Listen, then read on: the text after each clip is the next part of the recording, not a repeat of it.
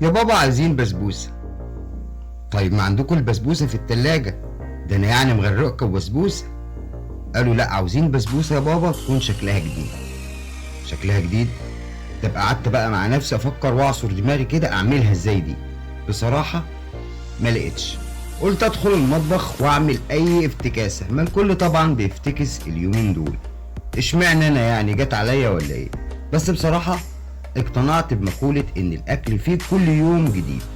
لما دخلت المطبخ وطلعت بالبسبوسة اللي معانا النهاردة دي، اتضح لي ان فعلا الطهي ملوش سقف، كل يوم فيه جديد في الطهي. بس مش حابب افكرك، انا محمد عبد الجليل ودي قناتي. لو اول مرة تزورني انزل تحت الفيديو واشترك وفعل جرس التنبيه عشان يوصلك اشعار بكل وصفة جديدة احنا بنقدمها. هيبقى معانا كوبايتين من اللبن الحليب، اي نوع حليب متوفر عندك، ولو مفيش حليب ممكن كوبايتين من المية الدافية، وبنضيف عليهم معلقتين من اللبن البودر، وبنضيف عليهم حوالي نص كوباية من نشا الذرة، وبنبدأ نقلبهم على البارد وبنرفعهم على النار. بنبدأ نقلب فيهم حوالي 10 دقايق لحد ما يتقل القوام معانا ويتحول لقوام كريمي. القوام الكريمي بتاعنا يكون ناعم، مش عايزين القوام يكون تقيل، يكون ناعم. بعد كده بنضيف عليهم حوالي 120 جرام من القشطة، أي نوع قشطة متوفر عندك قشطة لبان، قشطة من على وش اللبن، مفيش مشكلة. شغلي دماغك واشتغلي بأي إمكانيات متوفرة عندك، ولو مفيش قشطة ممكن تضيفي معلقة زبدة. هو ده القوام الكريمي اللي احنا محتاجينه. في طاسة على النار طبعا كده أو في حلة بنزل بمعلقتين من الزبدة أو السمنة أو الزيت، مش هتفرق معانا في الوصفة بتاعتنا. أي مكون متوفر عندك اشتغلي بيه. وأول ما الزبدة بتدوب معانا بننزل فيها بكوبايتين من السميد، أي نوع سميد برضو متوفر عندك، ناعم خشن متوسط، مش هيفرق معايا في الوصفة بتاعت النهاردة. وببدأ أقلب فيهم لحد ما يتحول للون الذهبي المتعارف عليه طبعا. وطبعا الخطوة دي احنا عملناها في كتير من الوصفات الموجودة على القناة.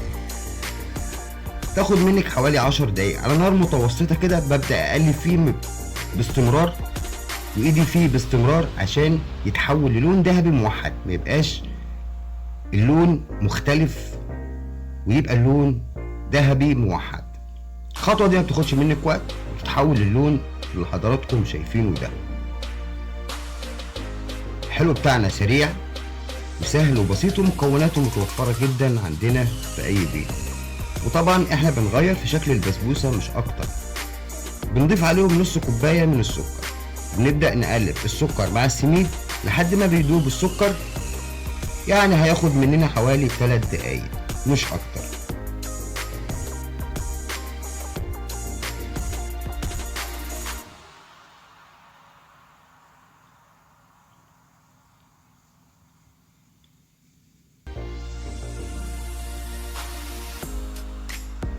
بعد كده بكون مجهز معايا كوبايتين من المية، مية عادية جدا من الحنفية، المية الفترة بتاعتنا. وببدأ أحرك المزيج ده واسيبه يتطبخ لمدة 10 دقايق. بعد 10 دقايق هتلاقي ان السميد اتشرب كل كمية السوائل المية والسكر اللي معانا.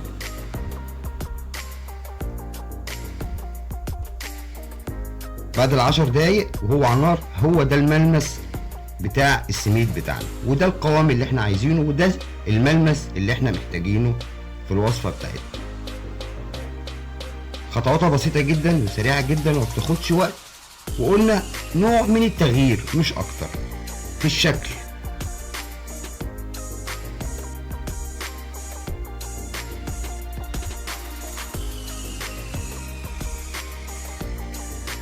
بعد كده بيبقى معايا اي نوع من انواع المنكهات، سواء فانيليا، مقور، مقزار، وممكن تضيفي كمان زيت جوز الهند، بيبقى جميل جدا. انا جربته في بعض الوصفات وطلعت النتيجة كويسة جدا. اي نوع منكه عندك ممكن تضيفيه. بعد كده انا بنزلها من على النار وبسيبها تبرد حوالي 5 دقايق بس في درجة حرارة الغرفة، يعني مش بدخلها تلاجة او اي حاجة خالص، بتبرد في درجة الحرارة بتاع الغرفة معانا.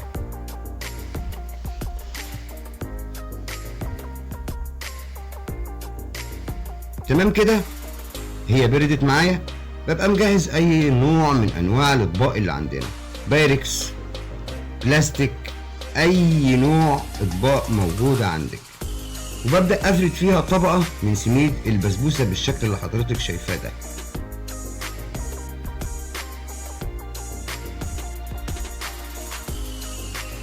بفرد وبعمل لها اطراف من الجوانب عشان انا هضيف طبقة من الكريمة الكدابة اللي موجودة معانا.